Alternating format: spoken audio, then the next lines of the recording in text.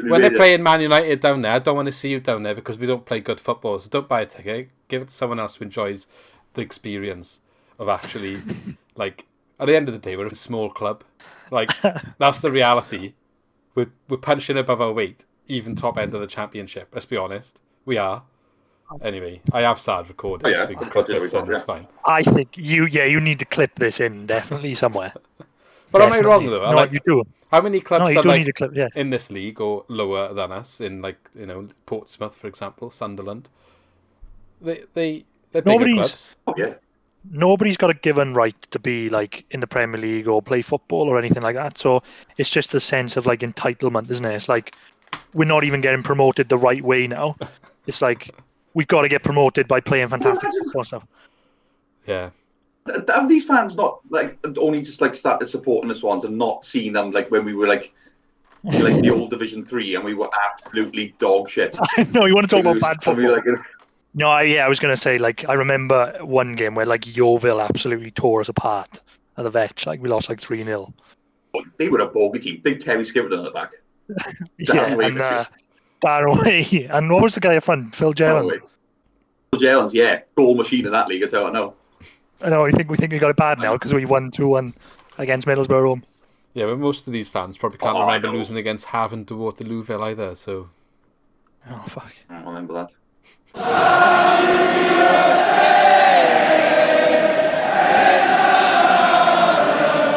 Okay, welcome back to Swans Cast, everyone, after another last gasp win, which can't obviously the points are the points, the way a win's a win, so we move on, we go ahead. We've got the third in the league, I believe. Only one game in hand on Brentford now because they had a postponement. But I think 2 still on Watford, I believe, if I'm correct, with 1 point behind them. Yeah, so that's right, yeah. Very real, considering everything that's been said about our, I say form, but it's not really form, is not the right word because it's 2 losses, but our performances, we're still well within a shout of getting automatic promotions. It's very realistic. So before we start off with today's game, I want to obviously welcome Lee, and we've got a debut from Nikki. So welcome, Nikki. All the way from the northeast. Yeah. Well, I guess still hear the Middlesbrough fans crying from you, so everything's fine. Probably still hear Neil Warnock and you shouting at the referee. I think we're getting a bit of a fan club now. We've got Brentford and Stoke from the week, and now we've added Middlesbrough to the list. So yeah, I think we come in the team in the championship that everyone's starting to not be the biggest fans of. Let's just put it that way. Okay, so I'll be honest, and I'll probably leave most of the talking on today's match to the other two because I was working, so I didn't manage to catch all of it. Caught a bit of the first half, and I caught the last sort of 10-15 minutes on the radio. So I guess I heard all the goals and saw all the goals, which is the main thing. But okay, so if you two want to, maybe we'll go with Lee first then. Just walk us through the match, I guess. Yeah, well, to be fair, apart from the goals and the decisions, I don't think you missed much because it was a bit of a dire game, really, all the way through. Yeah, I think the major talking points, which we'll come on to, the decisions and the penalty at the end. But apart from that, there wasn't really much to talk about, I don't think. Unless, Nick, what do you think? No, it wasn't a good performance, really. Swans got fortunate with their first goal. Yeah. A mix up in the box there. Obviously, Andre Ayew did well, turned, hit it, deflection in. It was good, good finish. Other than that, though, like I said, the major talking points are probably, was it A, penalty for Borough? B, should the goal have stood? Yeah. Obviously, our penalty. So. Okay, so pretty much the talking points. If we do it in chronological order, and if the goals are the only talking points, before we get to that main talking point, the first goal obviously was us just before half time. Andre Ayew, I saw that myself, so I can actually talk about that. But so it's a free kick, isn't it? So it comes into the box. I think it's quite clever from Ayew because Middlesbrough sort of deal with the first ball, they clear it away. He stays sort of forward in a bit of space. Middlesbrough's line pushes up, bar one of their defenders. And that defender plays Ayew onside then when the second ball comes in. And because the defence around him has pushed up, he's got space now. So I think he hits it with his left foot and it takes a deflection with someone who's coming back to defend. It squeezes in on the inside post, doesn't it? So bit of fortune there, but I think the positioning, credit to a little bit clever play, because he was on. I thought maybe he was offside, but when you look at the replay, clearly onside. It was a defender that was lagging behind, pushing up at the line. Yeah, I mean that's what Ayew brings. What he did against Norwich, and he just like taking a chance out of nothing. Yeah. We're probably lucky to be 1-0 up, to be honest. Because, well, I say lucky. I think like nobody really deserved to be ahead at half time. They only had that chance from Duncan Watmore, didn't they? Which Woodman just saved with his foot. And then we had the Ayew chance. Apart from that, I can't think of anything else that either side offered in the first half. No. Well, to be honest, he would have been onside anyway, because obviously he came off the defender, didn't it?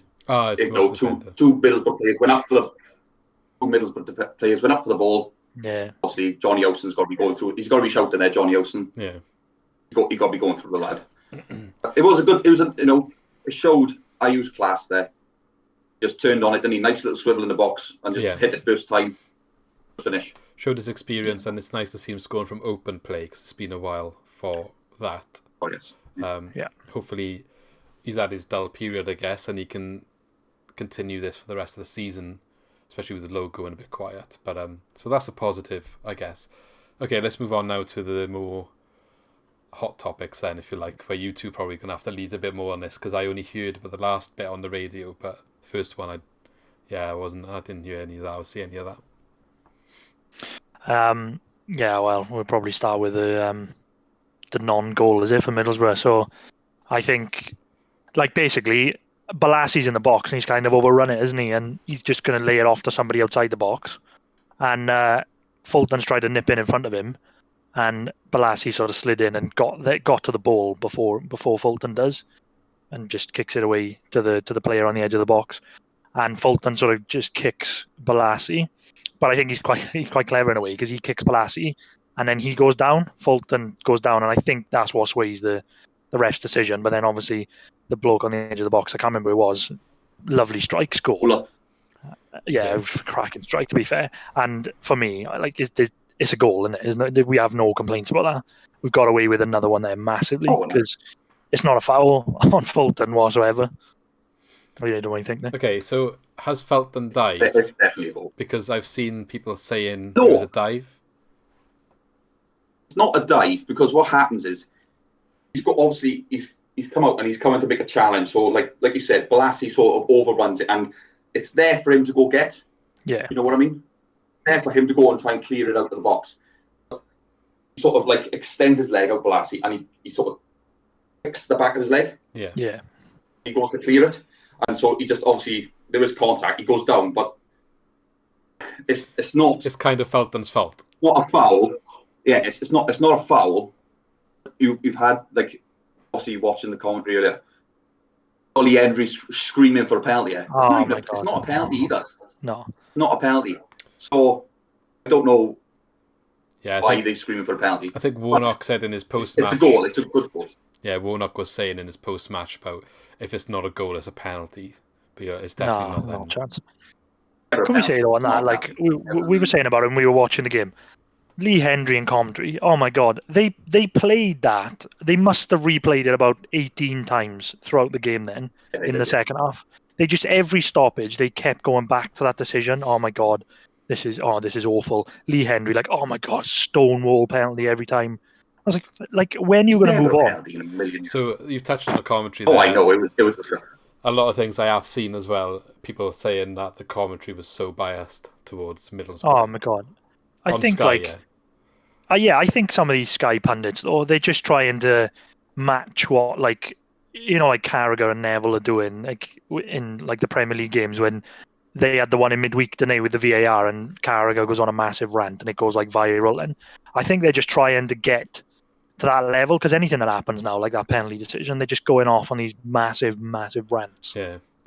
It was too much today. It was ridiculous. Just reminds me of the playoff games against Brentford last season, and the commentary there was quite biased against us. It felt like. So I was just wondering if this is common sort of occurrence. I think a couple of times. It seems like a common denominator between every game I watch. It always seems to be it doesn't matter how well we can play in a game, but it always seems to turn around against us. Yeah. There's always some other team, Yeah. and it starts to annoy you. You just think, oh, Yeah. there's Well, something going on there. it's always the same in the rugby in Wales, England and stuff. We didn't win the game the other day. The ref, or England lost it. Like, it's never anything we did good. But that's a different Always some conversation. sort of controversy.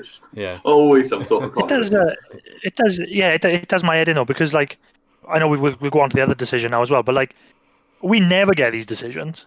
We never get the like this like we don't even know how to handle this because we never have these For decisions. years, for years. Yeah, but like all the decisions that we had once, against. I think in the last 2 games. Yeah. Yeah, I know, but it's like these things never happen, and when they've gone against us, you barely hear about it. Like we moan about it. Like that season say, under Monk where we had like seven red cards by Christmas. Yeah, but And, like most of them weren't red cards. And nobody talks about that. But then, like, as soon as it goes for us twice now, it's like blown up now. Like, oh my god, like, what is going on with the world? Swansea getting decisions. Yeah. Yeah, Okay. I know. Yeah. So between that controversial sort of incident, Middlesbrough disallowed a goal, and then right down the other end of the second half where they score a goal in the 91st minute. What happened in between? Anything to talk about? Any changes? It was just all. To be fair, it was just all pressure from Middlesbrough from that point, wasn't it? Yeah. From that incident, from the disallowed goal, Middlesbrough just relentless pressure. And I was saying earlier, I said you can just see it coming. It's coming. It's coming. It's coming. And obviously, it just came. Yeah. The 6 minutes went up. I didn't have a good feeling about it when the 6 minutes went up. Yeah, I don't know what he got that And from. Yeah, obviously they were shocked on the radio. He thought it would be 4, and then they were like quite shocked that it was 6. But they did say on the radio, it was Andy Robinson, I think, commentating. He was crediting what he was saying was obviously, we haven't played well. Middlesbrough have been the better team, but Swansea have had to sort of adapt the game a bit. They kind of what he was saying. I'm not saying I agree with this. This is my view. This is what he was saying. So that they sort of realised they couldn't get a foothold in the game in the second half, and sort of reverted to, okay, well, let's just make sure we get a 1-0 win. And he was just saying the defence was really good. So would you say that's a fair comment? 100%. Oh yeah, we were solid at the back. We were. You can't argue with that. But you know what football is like. When you invite in pressure onto yourself like that, it's only inevitable until something happens. They brought Low on. I think obviously what they wanted to do was try and stretch the pitch, so try and get somebody to run in behind the Middlesbrough defence, and that worked a few times. Yeah. The ball always kept coming back. Yeah. I'll tell you what, it's a massive shame. Towards the end. Massive shame that Morris is not here for that sort of situation, because I think he would have been a lot better at doing that. Oh yeah, incredible pace. And again, he was quite a stocky lad, wasn't he? So good to hold the ball up. Yeah. And I think that raises another point. We've said about the lack of firepower up front. He was kind of the one that was going to be the solution. Yeah. Argue with the fact he's a winger or not. Yeah. But he's now not available. So he's been dealt a pack. He's been dealt a card there, Cooper Ave, that he's had to adjust to. Low being tired is such a bad time with it all. But obviously he dropped Low. But yeah, that's unfortunate. And again, we have to adapt. I think again, a little bit of credit to Borough as well. No, not too much because Warnock went off again. Yeah. But no, I think credit them. They looked. They probably watched the game on Wednesday night where Connor Roberts just run the show from right wing back. But he couldn't get forward. They pinned the fullbacks back. Manning was pinned in, and so was Connor Roberts. So we just couldn't get that. We just couldn't get our game going at all. I think you're probably right, because they probably just thought we're not, our game's not going here, so we'll sit in with the 5 at the back and the 4 in midfield, and just try and see the game out. Yeah. Just try and push it on. And I just want to. I think this is a good point to say. Go on, say that first, Nicky, because I probably kind of a little mini rant coming, but you go first. I wasn't going to try and stop you there. If you were in a rant, you can carry on. If you want to go, you go. I was just going to say, based on what Lee just said, he's obviously saying his credit. Maybe if they realised they needed their plan isn't working. Our game does very much revolve around the wing backs, and you can see that from their assists. What was it, 16 or 17 or something now from wing back positions. Yeah. Just because we didn't play well attacking, doesn't mean the team didn't play well in other areas. So when people say about our performances, right, we are all fully aware we didn't necessarily play well going forward. But there's two sides to the game, and there's different ways of playing football. So when people look back on our season and say we didn't really play well this season, if we're third in the league where we are now, we clearly did play well. Just maybe wasn't the most entertaining football. It doesn't mean we played bad all year. Like, I just don't understand why, because it's not the Swansea way, and we're not playing this Roberto Martinez loud drop attack in football, that means we're instantly not playing well. It's a different conversation. Yeah, like, we don't have the same team as we had back then, do we? No. We don't. Well, clearly we don't have the resources to bring them type of players in. It's just not going to happen. You know, you have to have money to buy the caliber of player. We don't have the money. You're not going to find an Angel for 20k these days. Like, it's just don't happen. Never in the market's gone. It's gone now.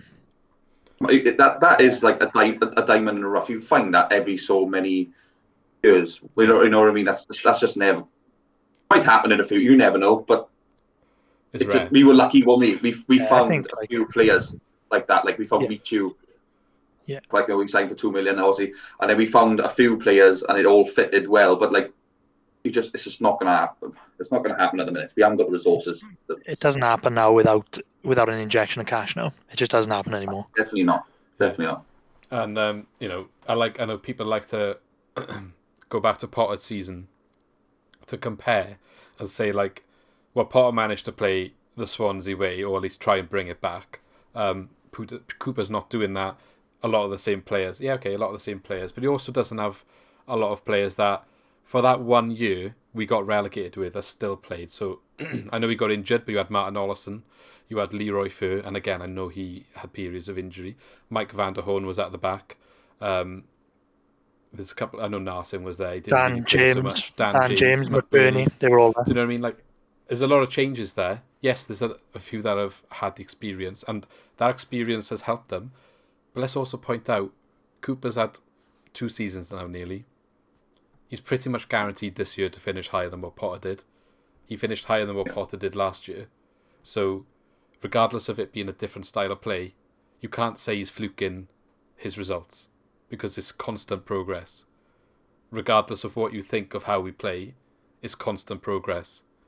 And the last point I want to say is, when you look at, I've seen a lot of things about go up to the Premier League playing this sort of way, we're going to come straight back down, it'll be a disaster, we won't be competitive.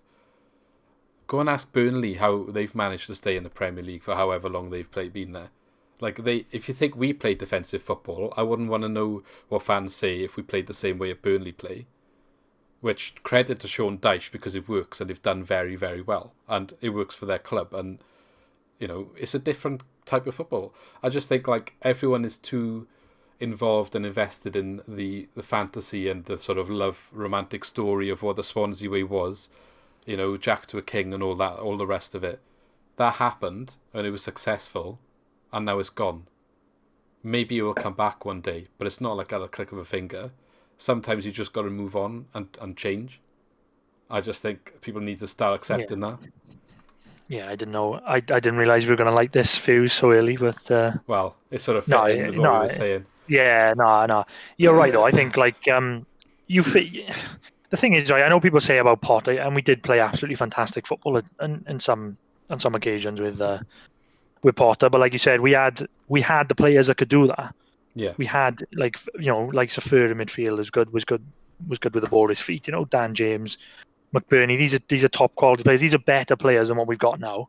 No disrespect to the squad we've got, but like Van der Hoorn and all the players we mentioned, are so much better than what we've got at the moment. Yeah, I think Van der Hoorn, you know, I don't think the defensive players are on par, but we haven't got the same quality in the wings. But I mean in terms of like if you want to play football, the defenders that we've got at the moment probably don't play the football that Van der Hoorn would do. I mean, with the ball that's fair. Defensively, what we've got now is probably better, but I mean, like, if people want to play this football, but what Cooper's done, he's come in. We've lost all these players. He's come in and he's sort of made a system that fits the players rather than buying players that fit the system. And that's what he's done. This is what I've got. This is the hand that I've been dealt, and it's been class. He changed the system. Yes, it's more defensive, and I've been saying it all season. we were saying earlier, and this is probably, you can cut the bit where we said earlier into this, about the times of actual bad football. We've never had this sort of steeliness about us, if that's the word, where we can defend, we can sit in and just defend if we want to. We've never had that, not from my experience anyway, because we'd always concede like stupid goals. And we play lovely football, and then we concede from a corner. And we are that team now, essentially. We'll be well known for a set piece. Yeah. We've been well known for conceding from a set piece. And to be fair, that's one of the probably more solid areas this year. Yeah, so it's a different way of enjoying the football, isn't it? Right? I mean, yeah, you're not on the edge of your seat because they're playing, back heels everywhere and doing all this sort of stuff. And yeah, the football we played was quality, but I mean, you got to let go at some point. I mean, if this is the team that we've got and this is what he's got to do to get us promoted, then I'm on board. I don't know if you want to go on, Nick. I love the fact. I love the fact of the grittiness. You know what I mean? Now, like our Swans of years gone past, especially in the midfield area, we've had our back but no bite. Yeah. You know what I mean? We got players now that can go in there now and will put the foot in. I know, and make it difficult. Where we've had players over the years where all tracking back, easy to get around, and then just think, oh, they're in and out back four. Now we've got a bit of oomph. Yeah, we've never. You know what I mean?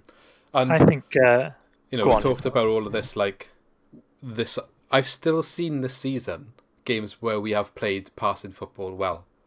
It's not completely gone. Like we just have a different side as well. And look, the last month or so, the last couple of weeks, it's not been the best, most pretty football. But we've only still lost the 2 games, and I would love to see, like I always mention the Watford game and the Reading game at home, where I think that's probably the 2 best games attacking wise this season we played, and we didn't win both of those, which is another key thing to say. We didn't beat Reading. Their keeper had a bit of a worldie, let's be honest. But we played really well in those games, so we can still do it. We can still do it. It's just not every game it happens, and it's not always realistic to expect that, especially in the Championship. And football's a different place now than it was when we went up. That was kind of a new thing then, this way of playing in this league. When we went up under Rodgers, like not many teams did that, and we were always credited like going up first sort of team to do it that way. It's kind of more done now, isn't it? A lot more teams are doing it, and just compared to Buendia, we don't have a player like that. Yeah, but I think it's a good thing. You've got to, simple football. You've got to have another side to you. You can't just, you know what I mean? You can't try, like, against teams like Middlesbrough, you know what they're going to do. They're going to turn up and they're going to try and stop you from playing. Yeah. They're going to press your fullbacks and they're going to get some of the press your centre half. So they're going to try and stop the short ball. If you can get the short ball out, they're going to make you in, try and play it long.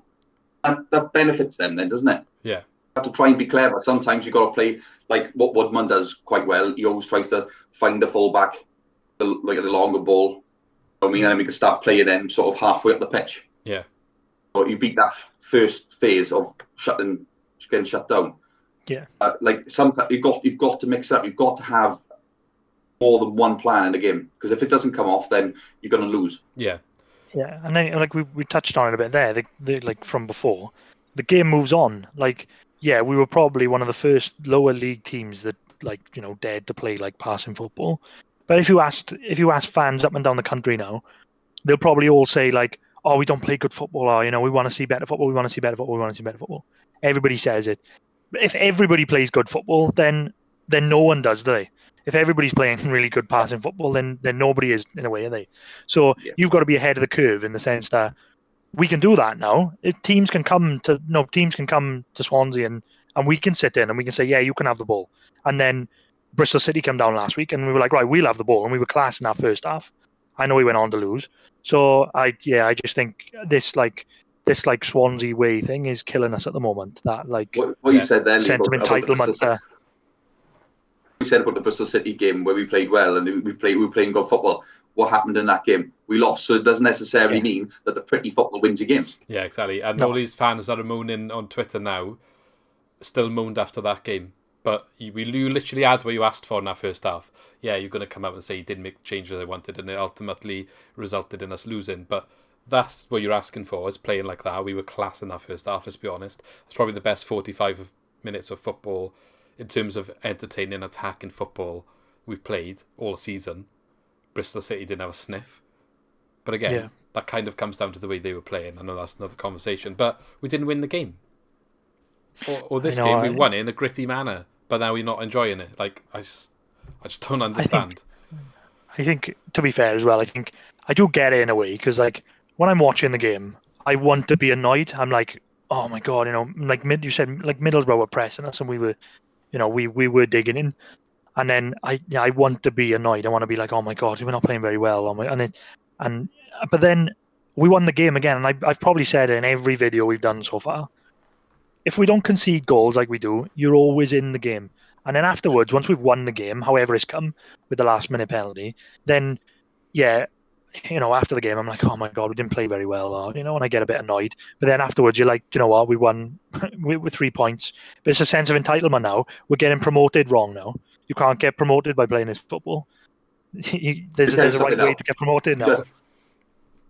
3 points on the board is the most important thing. Yeah. Like, it doesn't matter. Anybody can shout or slag them off as long as you've got 3 points on the board. Let me tell you something now. We could play like we did today for the rest of the season. And if you won every game, you soon have the people keeping their gob shut and be like, oh, we're in the Premier League. You know what I mean? They will, because they'll be all, oh, we're up there, we got promoted. Just you've got to enjoy the ride while you can. You're not going to play well in every game. People just need to realise that is the way football is. Yeah.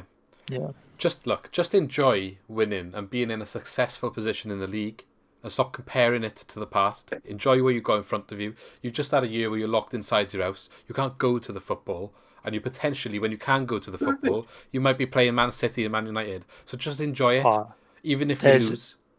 Like there's one thing. We probably have to move on at some point. We could probably go on. There's one thing I wanted to say actually. For me, there's no way we would be in the position that we're in if fans were in the stadium. I completely because the way we play football now, there would be like a section of the fan base that would be like booing and going mad if someone made a mistake or pass back. We wouldn't be third. I don't think. I know we say the system, but I think it's had an impact as well. There's no coincidence that since fans have not been in the stadium, our home form has drastically improved. Yeah. That's not a coincidence at all. Crazy when Cooper first came in last season, we were a better away team, and we struggled at home for ages. After lockdown, I know we changed the system, but it completely changed. I know we lost the other day. Only 2 losses at home this season in the league, and maybe a couple of draws. Like, it's drastically improved because the players haven't got to worry about giving one ball away, trying something, or like, do you know what I mean? Like, in defence, so they're like, oh, I better just make it safe because if I give it away here and they come on the attack, I'm going to get so much stick. Like, people think, oh, they're professionals, they get paid enough, they should have to deal with this. Well, no, you're still a human at the end of the day, and stuff affects you mentally. But for me, it's no coincidence. Just don't understand people jumping on people, like you made a good point there, Luke. People jumping on players, like, you know what I mean? Like, especially when they're trying to do something. I mean, trying to be a little smart, like you see Connor Roberts all the time cheating in games. He cheats. He cheats on, you know what I mean? Yeah. How far up the pitch is he most of the time? He cheats as a full-back, doesn't he? He's like, sometimes he's a centre forward. Well, he was against Bristol. And if you had the fans, not Bristol. if you had the fans in the stadium, he would never do that. He would be more reserved and he'd be sitting back more. But like, he scored a couple of good goals this season. I think it's 4 or 5 he's on. You know what I mean? He scored a few goals, just getting in there. You know what I mean? Big, like Stoke, the equaliser. You know what I mean? Forest away, Forest home. Yeah. You know what I mean? But they are big points. You know what I mean? Like, he's picked up with goals that he's just scored. I just think people will disagree because it's going to happen. A lot of stuff we've said would be disagreed with in this video, but just take a second to think about it, and what's the bigger picture? The bigger picture is you have 3 years where you've all moaned about us being a selling club, 3 years where we're constantly letting our best players go, and that will happen. It's going to continue, let's be honest. But going up to the Premier League, and we've had our academy downgraded, moaned about that. Going up to the Premier League now, you're going to get a financial injection, regardless what happens next year, if we stay up or go back down. I think the Americans, for me, I've got a bit of confidence that they won't make the same mistakes again with signings, like wasting money, contracts on too much money, stuff like that. So if we came back down, we'd be in a better position again, where we might be able to sign more players than we have this season, and this season's been better for signing players, a longer term thing. And we've still got the players coming through our academy. I just think the bigger picture is looking far more positive than it was 2 years ago, for example. And I'm enjoying the whole experience for me, regardless of it not being the Swansea way. I think that's my last word on it, really. Yeah, we could go on all day with me. I think, my summary of that. I think, I don't know. I was saying to you boys earlier. I didn't use Twitter for years. I wasn't on it until we started the videos. I didn't realize how negative some of the Swans Twitter was. I was quite shocked at that, because before COVID hit and all that, I thought there was such a good feeling around the club, just with Cooper coming in. Especially I know, Nick, you mentioned about when you went to Leeds away, didn't you? When we beat them 1-0 in the last minute, and stuff like that, and all last season and all, all the season up to when it stopped. I just thought there was such a good feeling around the club. No matter where, we sneaked into the playoffs and we were sort of there's such a togetherness and everyone was just on board. But since then, what I've seen on Twitter and stuff, people are just looking for things to moan about. What is there to moan about? I think if we try and play football like we did before with the squad that we've got now, we finish mid-table, if that lucky.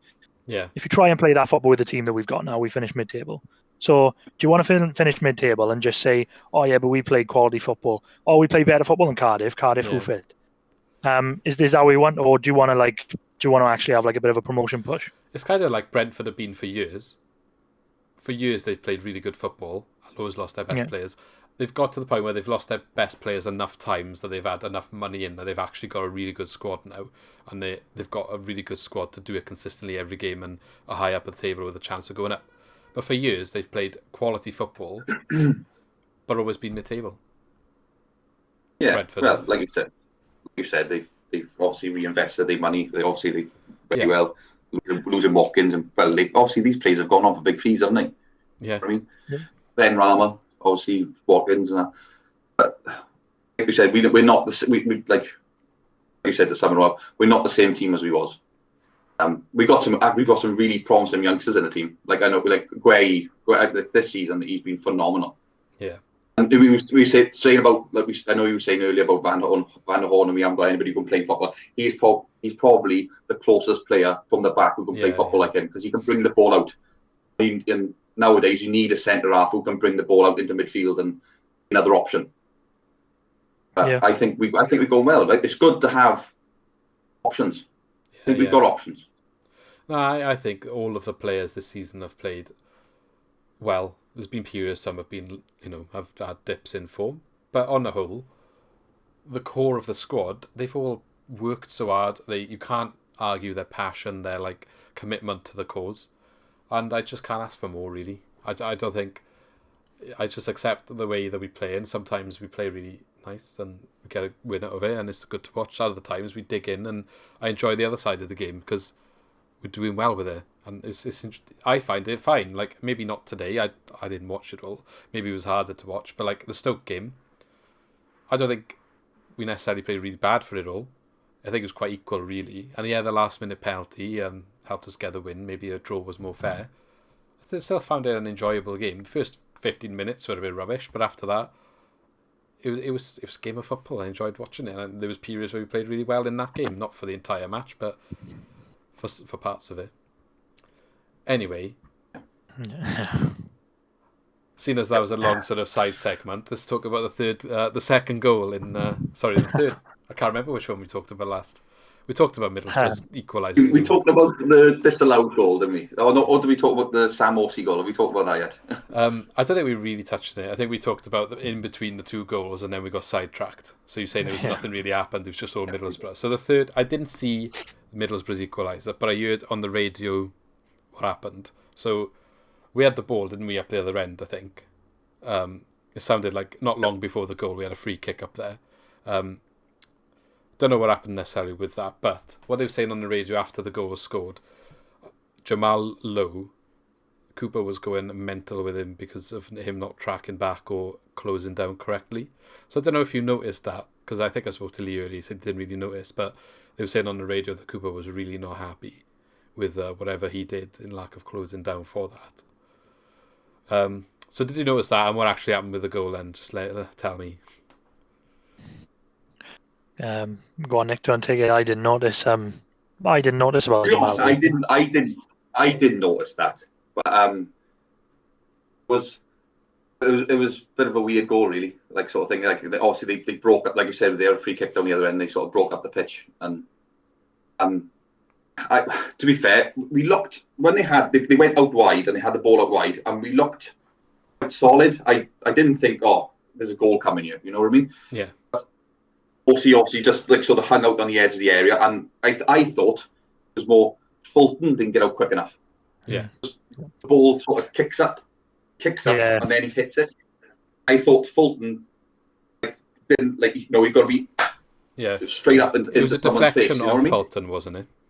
Yeah. Yeah, it was. Yeah, maybe I'm being a bit harsh on Fulton, but you should be up in it's the 91st minute of a game. You're winning 1-0. You need to win the game, obviously, to stay in the hunt, really, and you've got to be up in people's faces there. To be fair, Fulton's had a great season, but that's the only sort of thing I could say should be out quicker than he was. Okay. Yeah. Okay, fair enough. It sounds like it was deserved. To be fair, I'll be being honest. Oh yeah, it was coming. Middlesbrough fans watching this, It was coming. Yeah. I think we have a bit of sympathy that you didn't get more out of the game, if we're being honest about it. We've been in that position many times before. And I guess it's just one of them things when you're kind of going well and you're in the promotion hunt, these sort of things go for you a little bit more than it does for other teams. And, as part of the game, I guess. But the penalty then. So I guess, and after the goal, maybe we came at them a bit. I don't know, really. Yeah. After the goal, they sort of had like a couple of minutes. They sort of had a couple of minutes, like a couple of minutes where they sort of we still couldn't get the ball back. Yeah. And and we sort of obviously we sort of broke a little bit, didn't we? And we played it down the line. I know Jamal Lowe got on the end of it down the line, and he sort of screwed it back. And I thought obviously we couldn't see the picture with Guy Sports. We couldn't see Bidwell arriving. Yeah, it was a terrible drag. Just came in like a train, didn't he? Yeah, he came out of nowhere. And for me personally, I'm not being biased as a Swans fan, but I think it was a penalty. It was a penalty. Yeah. He does clip him. He goes to kick the ball, as you can see, if you watch it back, which you probably will, Luke. Yeah. He does. I can sort of understand because I played football, so I can people say, why does he dive in? Why does Saville dive in to try? But obviously he's trying to make a block. Yeah. 5 minutes into a game, you got to try and make that challenge. He's shooting, isn't he? He knows he's coming, obviously over his shoulder. He's got the momentum on him. Got to try and make a block at that time in the game. Can't just let him run onto it and hit it, because he go back into the change room and Neil Warnock will be down his throat even further, won't he? Yeah. So it was a penalty. He does catch him. Yeah. He does catch him. Yeah, Okay. It was definitely a pen. I think it was. If I compare it, it was like it was a bit like the Brentford game. It was just all them, and we just somehow got into position, and then Horahan put the free kick in the knee, and we scored somehow. And when Middlesbrough scored, I remember saying they're going to go on and win this now, because they scored 91st minute, and there was 6 minutes added on, and I genuinely thought they're going to go on and win this now.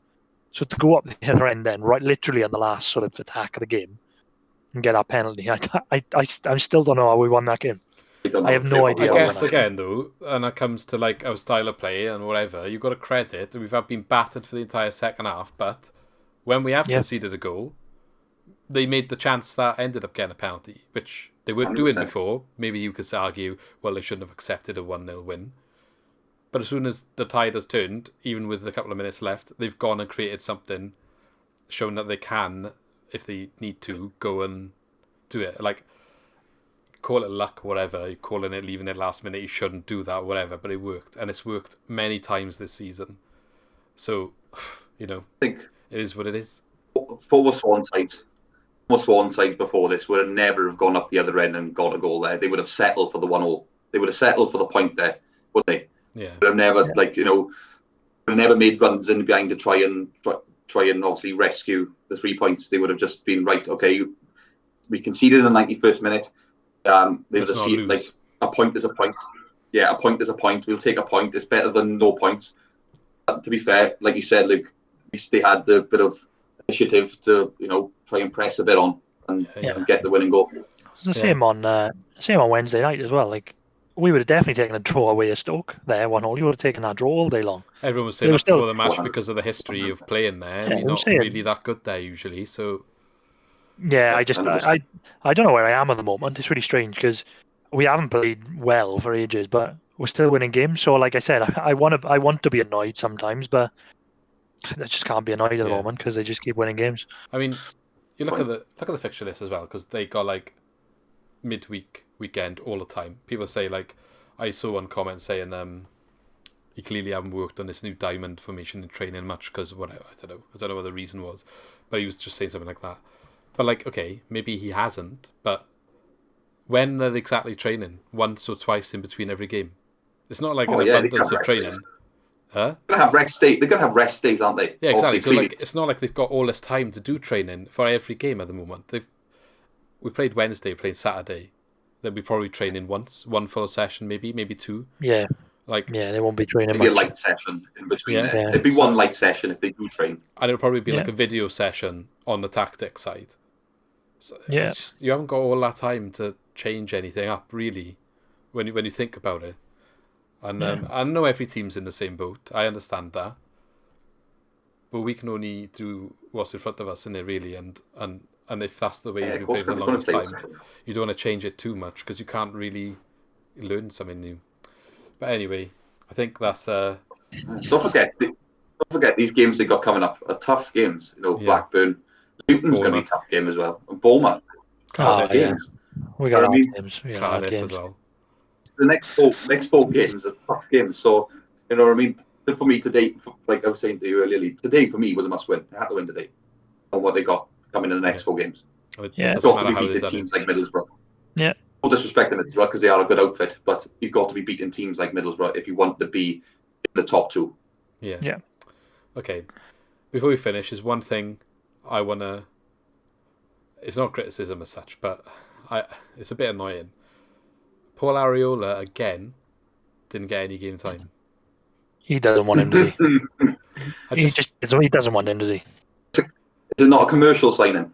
It makes you think it's not his signing, and then it comes back to the whole style of play. You could link it up again, saying like, he's working with what he's got to fit into his system.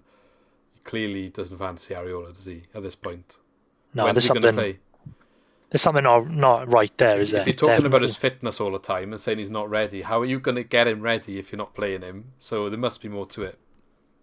Yeah, it's got to be. I would think you bring him on the last 20 minutes of a game or something just to make his match fitness, bring it up, or bring his sharpness back up. But I personally, obviously, thinks from DC United. Yeah. They own the owners own our club. Yeah. It's just purely, for me personally, it's purely a commercial signing. The difference between the usage of Morris and him says to me, did want Morris. And maybe, and Areola was deadline day as well, wasn't he? So like, Morris was quite early. He was clearly someone that Cooper was trying to integrate, and he looked promising, to be fair. But especially with Morris's injury, that we literally, what have we seen him like 10 minutes in the Bristol City game since Morris's injury? He's only come on when we've gone behind and he's tried to change things up. We've been every game recently has been quite tight, so maybe just don't trust him. I don't know. Maybe it's something like that. But we say that about the lack of changes he makes. I think like sometimes we get a bit annoyed that he doesn't change it up that much. But I think like they're hardly training, like we said, and I just think he's just sticking to what he knows. He hasn't seen enough of him then to like put him in and do a job. Yeah, or he just doesn't always. Yeah. Or what he has seen in training he doesn't like. We don't understand. When you've gone behind, I guess it's easier to chuck someone on and try and hope something's going to happen than when you're protecting a lead and you trust the players to see it through. It's worked. It's worked so far, I guess. And I know we want more changes and people look tired, but he's still getting results. So, that's the main thing. Yeah. Okay. 3 points is always the most important thing. I think I've covered everything I need to cover there. So is there anything from you too that you would like to add? I think we have definitely covered everything. Yeah. Well, look, Yeah. I hope most people watching, if you've made it this far, like, I hope you listen to a lot of what we have to say. And look, let us know your opinions. Let's keep it civil. If you disagree with us, fair enough. Air your views in the comments. But it's a discussion, yeah? It's a discussion. It's not an argument. We just put our views across, and the negativity sometimes just feels like it doesn't need to be so negative. Feel free to have your own opinion and disagree with us. But let's be civil about it, and adults, I guess. There's like a fine line at the moment as well. I don't know why. I don't know. We've said this the other week. I don't know why it is like it is at the moment. You'd think that we'd be riding on a high at the moment, like being so close to the top two.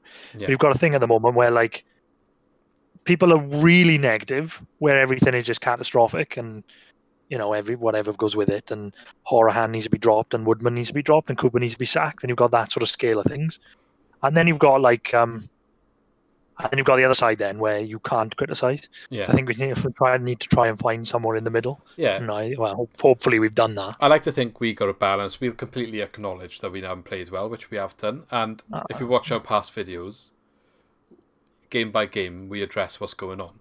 And we'll always look at it from all perspectives, because I think you've got to really with football. There's always a lot of different things going on. There's always a bigger picture. And at the moment, let's be honest, it's going well for us. So even when we're talking about the negative stuffs, we're still third in the league. So if we were playing this type of football and we were bottom of the league, then it's a completely different conversation.